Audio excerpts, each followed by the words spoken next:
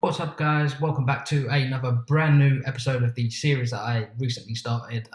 This is a kind of weekly roundup of, I guess weekly roundup because the Premier League started yesterday, restarted yesterday, should I say. And we're going to delve right into that as the video goes on. But quick little side note, the edits that you see popping up on the screen here, and wherever I choose to put them around are courtesy of a real amazing editor on IG. He's my go-to Arsenal account to follow.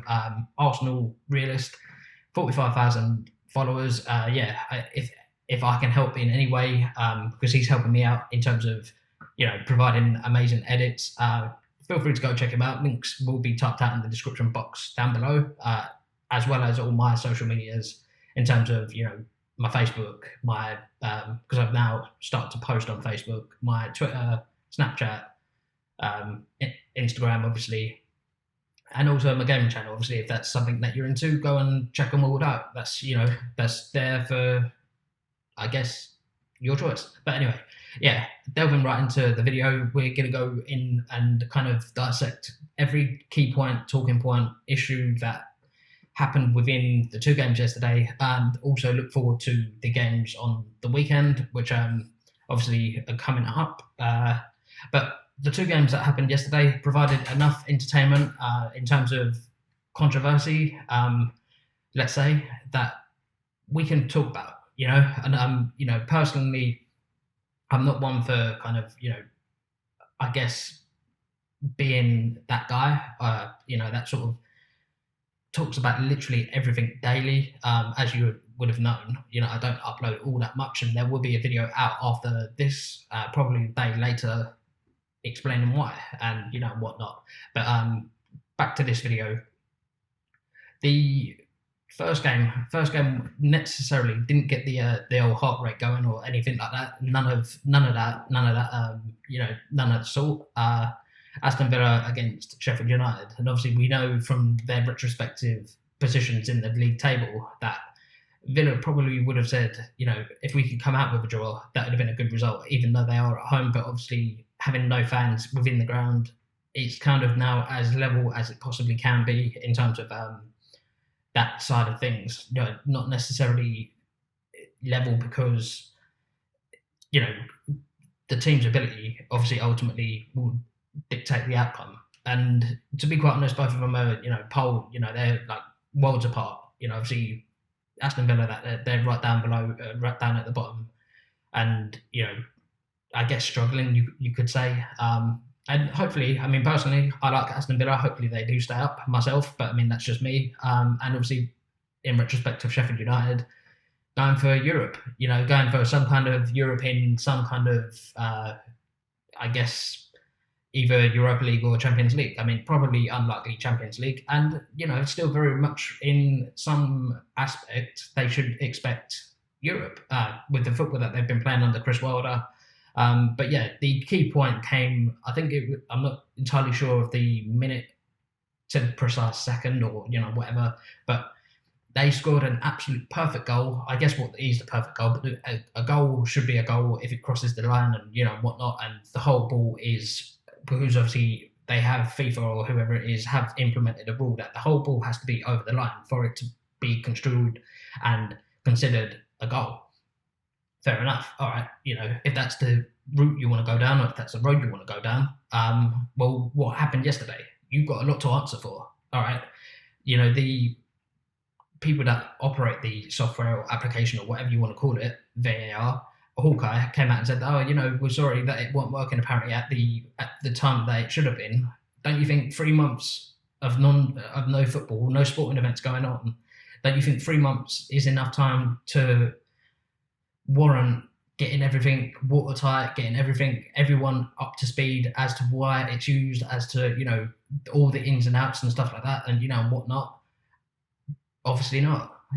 3 months is obviously not long enough. They obviously need longer. To me personally, in terms of the whole VAR, I think bringing technology into football with it being temperamental at the best of times, I think is a really, really bad thing, because if if this happened, all right, fair enough, it wasn't my team, so I'm a little bit kind of, not necessarily on the fence, but you think, it's not my team, so why do I care? In fact, it's probably a good thing that it did happen in terms of the league table itself, but it's not a good thing that it happened because it's something that we don't want to see in the beautiful game.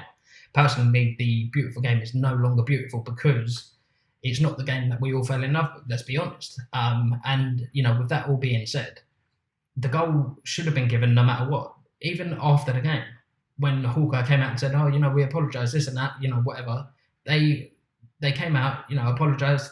Fine. I mean, arguably it makes it a little bit worse because obviously you're acknowledging the fact that your software application, whatever it may be, was played up and was non-responsive. And even the build-up towards the goal, or like initially I think what they said was the referee never even looked at VAR or something like that, because he thought it was a foul on the goalkeeper.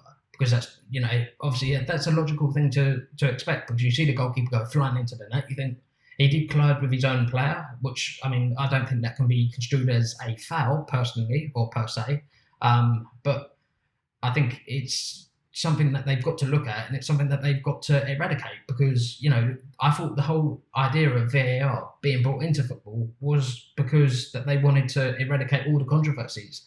They wanted to make the referees' job easier, and they wanted to obviously make the game kind of run smoother as such, but it's not though, is it? So where do we go from here? I mean, because they said that apparently there was a time buffer after that they could have reversed the decision.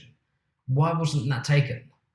Again, you're probably thinking, well, it's not my team, why do I care so much? But again, it's the fact that it's happening in football, and it's something that we don't want to see in football happening, because it's just, well, it's damn right wrong. That's just the long and short of it. It's damn right wrong, and it shouldn't happen in football, and it is because we've brought in technology. Technology, again, as I said, I'll say it once more and that's it. Temperamental at the best of times, and that's just it. So I'd feel really, really hard done by it. And obviously credit to Chris Wilder after the game. Came out, stand-up guy, came out and absolutely just took it all in his stride. Yes, obviously after the game, tempers were, obviously, flying high and whatnot. He came out, said that, more or less, not necessarily in the exact words, but it's just one of those things that happen, more or less. And it's something that shouldn't happen, but because, like I say, it's not as if we've been having football for the last it's not for the last 3 months. We haven't.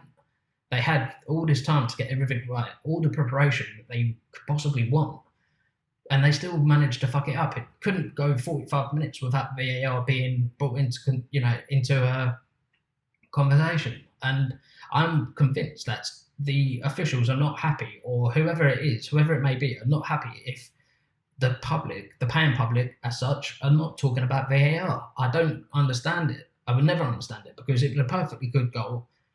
And it wasn't given. Take it with a pinch of salt, take it however you want.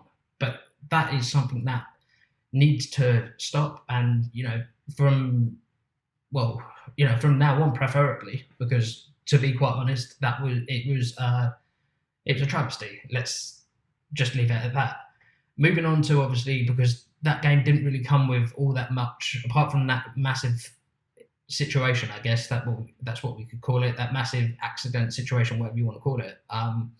That game never really came with the punch that City Arsenal came with. I mean, it does help that they're better teams, and whatnot, and that's no discredit to the teams that played in the first game. But I think everyone knew the game that everyone wanted to watch yesterday, and it didn't disappoint. It disappointed, obviously, as an Arsenal fan, it did disappoint, but it didn't disappoint. It lived up to the hype.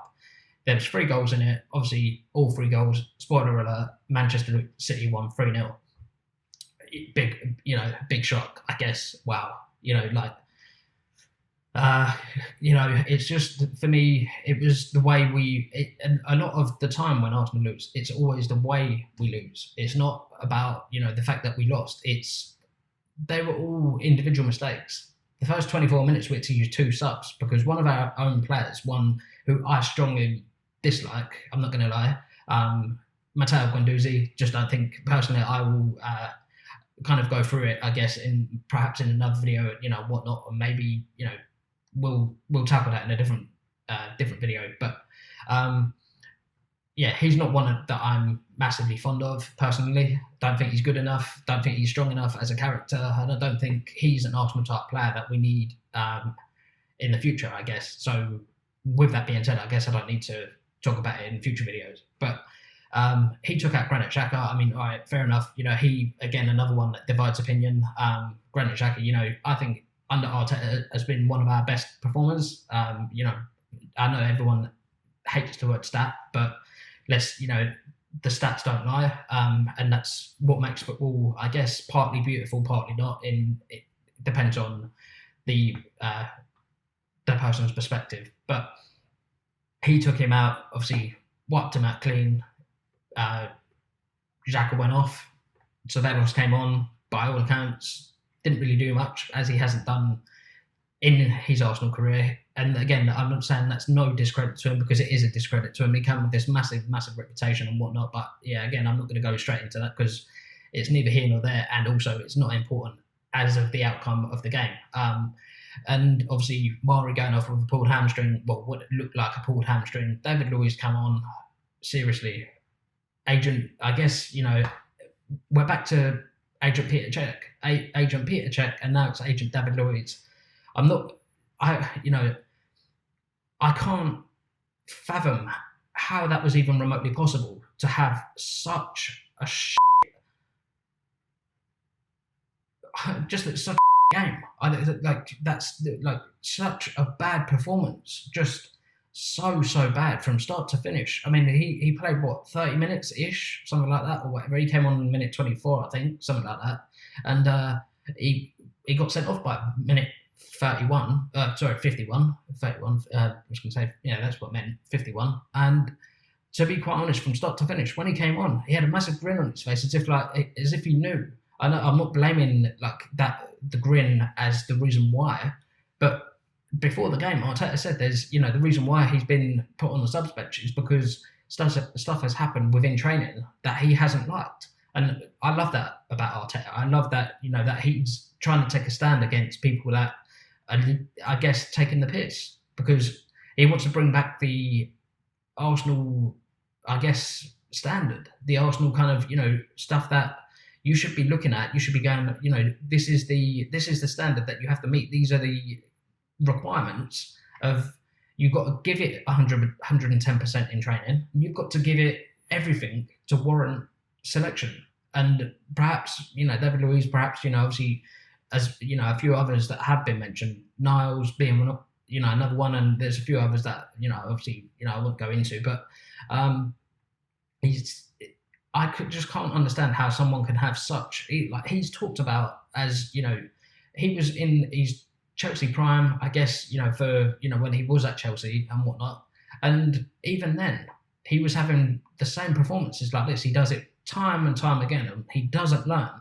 I don't know if it's a concentration thing. I don't know. But obviously, we've heard it all before, over years and years, of him being almost a top defender. He would never be considered a top defender, and rightly so. He should never be considered a top defender. Even in his prime, wasn't a top defender. And the fact that Arsenal went and signed him, it was no wonder why Chelsea went, what other idiots? So, there was only going to be one team that came in for him, because there's only one team stupid enough to, and that's obviously us, Banter FC. And yeah, personally, as a wrap up, because obviously, I don't want to go into it all that much, and there will be a video in terms of this. It may very well be the last Arsenal video, as I said on my Instagram last night. This will be the last video you guys see, perhaps as of right now. I'm not entirely sure if it's going to be the last complete, but content is taking me in a different direction. But yeah, just touching on and finalising the review of the 2 games. Really hard done by Sheffield United. Perfectly good goal, chalked off for no apparent reason other than apparently the technology didn't work at the right time. Arsenal, well, that was just a typical Arsenal performance there and then. Typical Arsenal performance, and I don't really expect anything else to happen on the weekend. It's been your boy. I'm out. I don't really have anything else to say, in terms of